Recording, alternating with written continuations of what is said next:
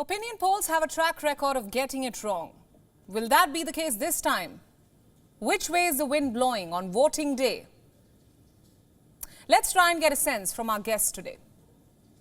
Let me introduce them on Gravitas tonight. Joining me now from Washington, D.C.'s Crystal Knight, a Democratic strategist. And also joining me is Charmaine Yost, a conservative strategist. Welcome both of you to the show. Hi, thanks for having us. All right, Crystal, let's start with you. This is clearly a referendum on Joe Biden's presidency. It will set the tone of the remainder of Biden's term in the White House. How is the sentiment on ground as America heads to the polls? Yeah, well, I'm in North Carolina for GOTV, which is Get Out the Vote weekend all across America. And the sentiment is that, Democrats are hitting the polls strong. People are standing in lines. People are turning out to vote. Early vote numbers are up in a number of states across this country. And so I think people are energized. People have to wait to see, ultimately when ballots will be cast, when early voting ballots will be cast, or even mail-in voting ballots will be cast. But ultimately, we're expecting a victory definitely in the Senate, and we're holding strong. I'm hoping that we get a victory in the House. Right. Charmaine, coming to you, reports say that President Biden's advisors are acknowledging that they don't see the Democrats holding on to their House majority. What's your view? Is the U.S. president bracing for a loss? He absolutely is, at least privately. Obviously, even in the clip that you played, you saw he was kind of hedging his bets and wanting to be careful about how he spoke.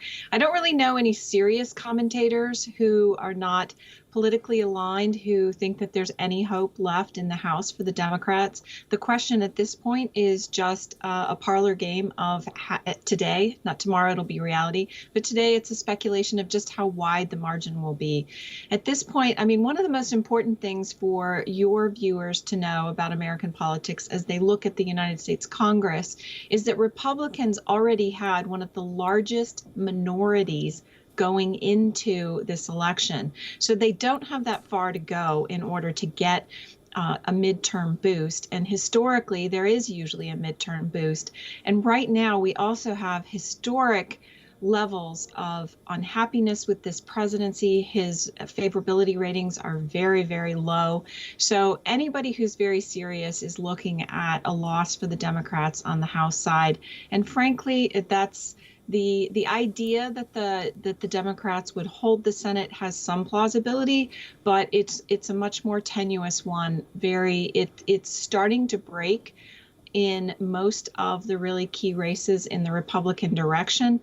The one serious question is, as you have mentioned and as Crystal mentioned, is that we have had very, very high levels of early voting and mail-in voting. And right. So those do tend to skew towards Democrats. So there may be some wiggle room for Democrats in that. But I think that the safest bet at this point is to assume that the Republicans will take over both the House and the Senate. Right. Crystal, you have to respond to that. I'm not sure that it's safe to make that assumption based upon particularly the Senate races across this country. They're pretty tight in very key states like Ohio and Pennsylvania and Arizona and Wisconsin, maybe not so much in Florida or even here where I am in North Carolina. But I think, if any one of those tilts, we do take over the Senate, the Democratic Party. And so it's not a safe bet to just bet on Republicans all up and down the ticket. I think we definitely have a strong chance to take over the Senate. Again, like I said, the House is a little bit more tricky, but I think, just to back to messaging with what the guest said, some of the things that, the party, both parties have been talking about are starkly different. Democrats have really hoped to, weigh in on the Roe versus Wade issue and hoping that would have taken us through November, but that's right. not the only issue many Americans care about. And so what's really on the ballot today is democracy, really making sure that we have free and fair elections in this country. And what the Republican Party has continued to do is to attempt to install secretaries of state, state legislative bodies that really are election deniers and people who will challenge the elections if they do not go in their favor. Right, all this talk of election deniers, obviously my next question has to be on Donald Trump. Do you see him making a bid to return to the White House? Will Biden's performance at these polls, if it's lackluster, give him a boost? I want to ask that question to Charmaine first. Well, I think it's interesting that you frame it in terms of you have to ask about Donald Trump. Obviously, Trump is still an important figure in Republican politics, but it's also increasingly likely, as you watch how the landscape is unfolding, that he will face a serious challenge in the run-up to 2024. There are several candidates who are positioning themselves and look poised to get ready. Just the fact this last week that President Trump had a rally where he took aim at one of his potential rivals, Florida Governor Ron DeSantis, the fact that he rolled out a new nickname for him, people are reading that as President Trump being concerned about a potential challenge from DeSantis. And there are others as well. So I think that, President Trump made it clear yesterday that he will be making an announcement next week, I believe it was, the 15th. Right.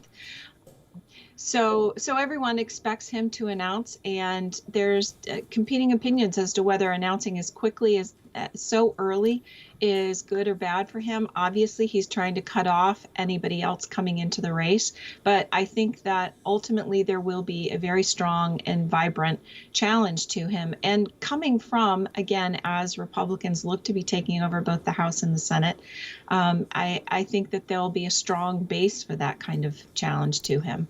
Crystal, I'll ask you to respond on the subject of Donald Trump. There are fears that a Republican wave would sweep in scores of candidates who swear by the former president's false claims, unfounded claims that the 2020 election was stolen. What's your take? Well, I think, Donald Trump has manipulated a number of voters across this country into making them believe that the 2020 elections were not, the outcome is not what it is, which is that President Biden is the rightful president in this country right now. I think as it relates to him running for office in 2024, we should expect him to announce. The question is, will he become the nominee? That's the bigger question, I think, that the country and really his party has to face. When you have strong candidates like a Ron DeSantis, who has basically signaled that he will run, is that something that the president or former president can really overcome in a primary election fight within his own party? I think people are tired of the politics that Donald Trump brings with his candidacy and with him being in office, and people want something different. Even there's been, disjointedness within the Republican Party. And so even if he does announce that he's running, I would hope that Republican voters would really pick someone that can move the country forward and not continue to have us in a circus, which is what Donald Trump has continuously done.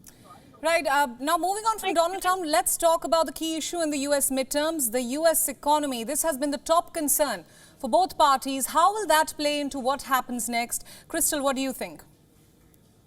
Well, I think the midterms are really going to be a determining factor on what happens in the next 2 years leading up until 2024. So what we saw this year, the last 2 years of President Biden's administration, is Republicans being obstructive. They're not really attempting to try and help this president or this administration pass any key legislation that would benefit all Americans. I think the other thing that people really need to, think about are the gubernatorial races across this country. There are 36 gubernatorial races happening right now in America, and depending on who these governors become or if they, either win their incumbencies or not, that will determine the democracy fight that's happening in this country. Will governors accept the results that are happening in their state as is? Will state legislative bodies, will secretaries of state accept results as they are, or will they continue to fight them as we've seen in states like Arizona, where you have these county board of elections administrators emboldened to challenge whatever has come through their particular county. And so I think the elections today are important. I think, it matters who's the Speaker of the House. It matters which party has control of the Senate. And it absolutely matters who has control over the governorships of all of our states in this country. Absolutely. Charmaine, I'd like some remarks from you as well on that. How are the Republicans hoping to assuage concerns about jobs, rising costs? Well, listen, I think one of the most important points to make is that Crystal and I certainly agree that this election is going to have huge consequences down the line for the American people. And the American people are very well aware of that, particularly economically.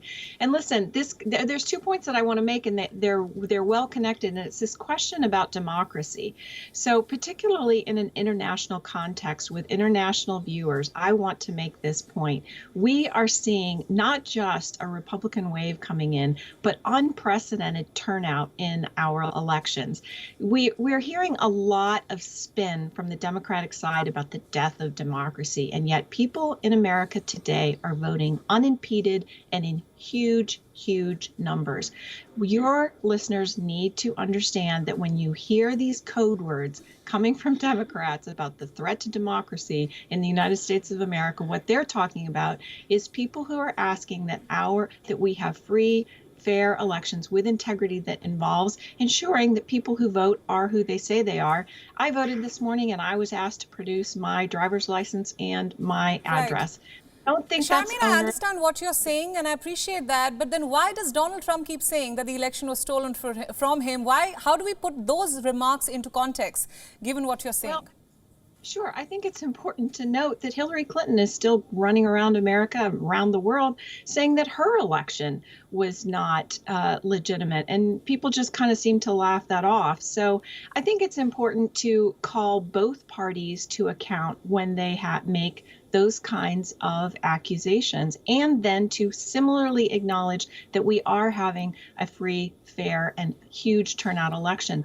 Let me, before we run out of time, I do want to address the question of economics, because there's a lot of issues that are being talked about, but frankly, at the end of the day, and the bottom line as to why Joe Biden's his presidency is on the line with this election, and why we're seeing such turnout is the American people really have been suffering under his presidency.